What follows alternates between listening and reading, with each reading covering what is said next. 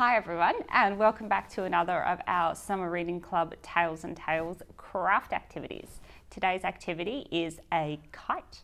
You can pick up the craft kit from any of our branches. Each kit comes with a flat kite that has 2 rods attached, your kite's tail, some more smaller rods, your string, and even luckily for you, a little set of activities.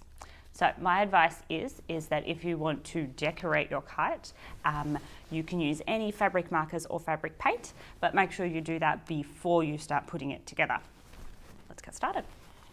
First things first, we're going to pop our tail on our kite. So we're going to shake him out, shake him out, shake him out, shake him out.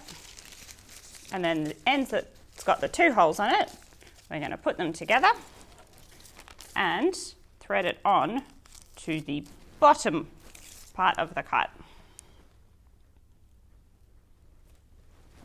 Then we're going to put each rod into the little plastic ends and then pop them in together.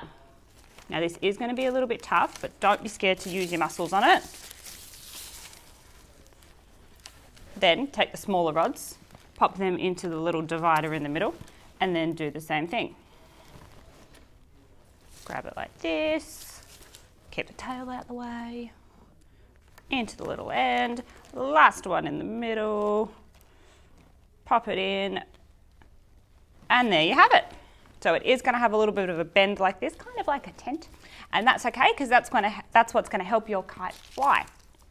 The last step is to find the little bit of string on the end of your string. Here it is. We're going to flip your kite over. And then here you will have a little bit of string that's already attached, and you'll take this and then you're going to tie a little knot through this hole here. We're going like this. You can stretch this out to give you a bit of room to tie your knots, but just 2 little bunny knots will do. And once we've finished that, we are all done. And there we have it. It's a kite. It's got its beautiful tail.